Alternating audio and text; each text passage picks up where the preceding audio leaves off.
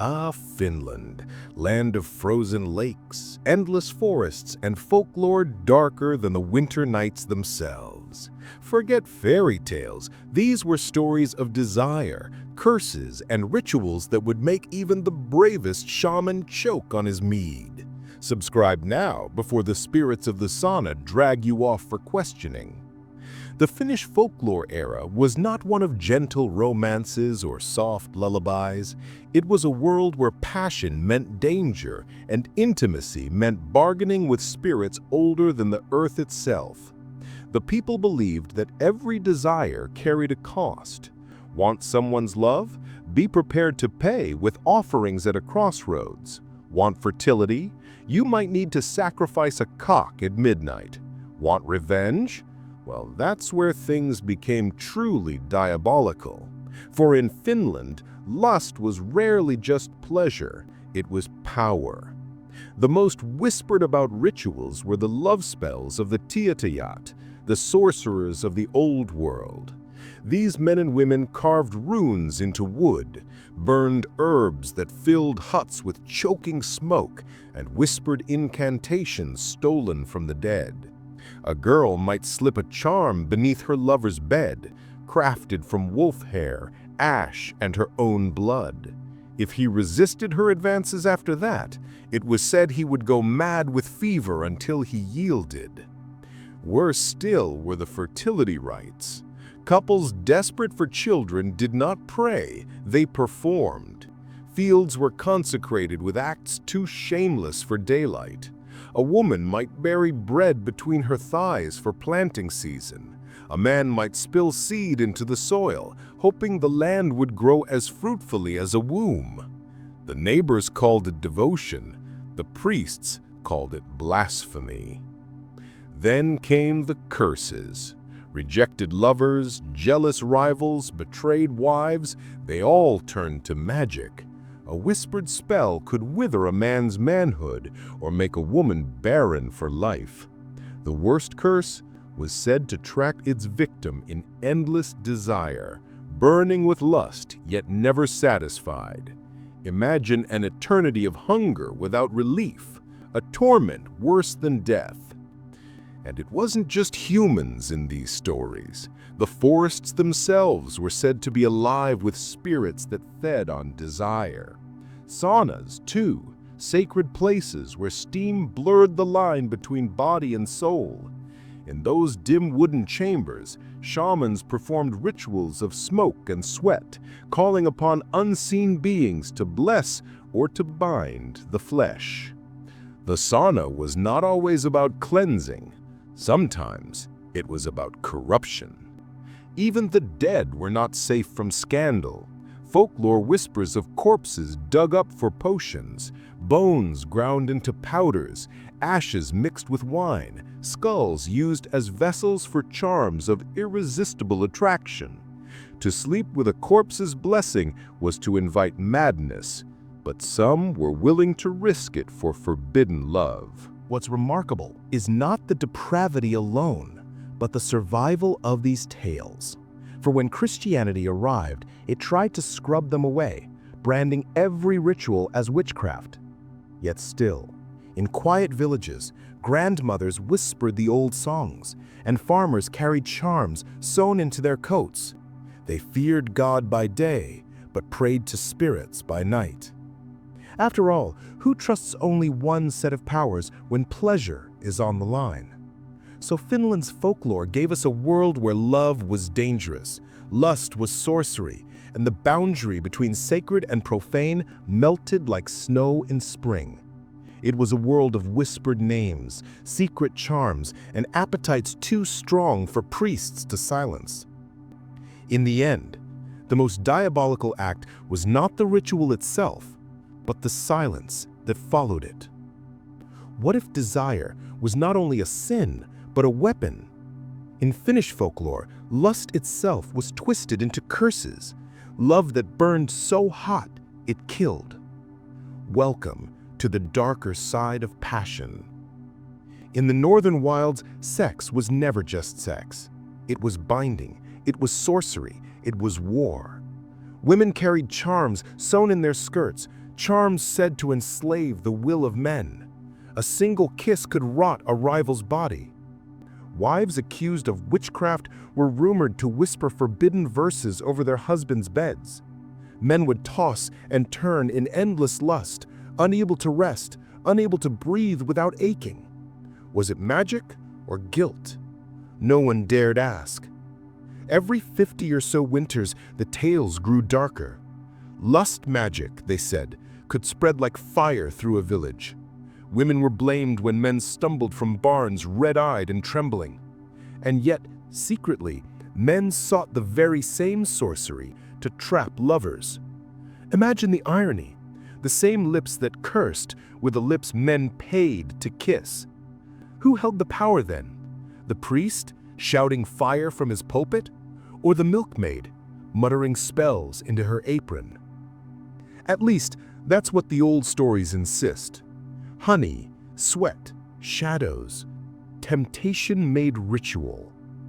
Did all these rituals work?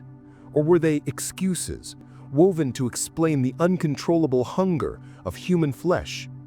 Perhaps both, perhaps neither. But one thing is clear. Sex and shame were fused together in a way that kept every villager peering nervously at their neighbor. Some tales told of young men sneaking into forests to call on spirits of desire. Naked, covered in mud, they howled verses into the night sky. Sometimes they returned with brides. Sometimes they never returned at all. Was it madness? Or just another kind of prayer?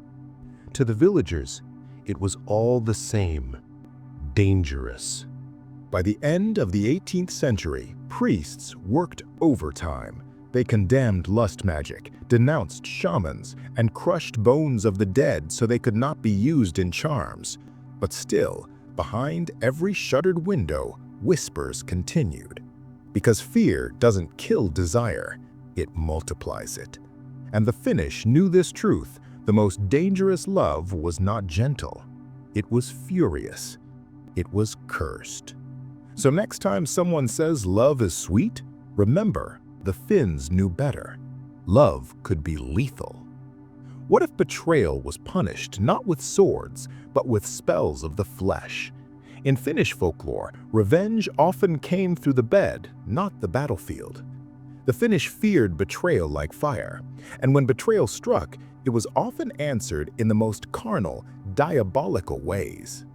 A wife who discovered her husband's infidelity might not raise her voice. Instead, she whispered curses into the hearth, binding his body in endless shame.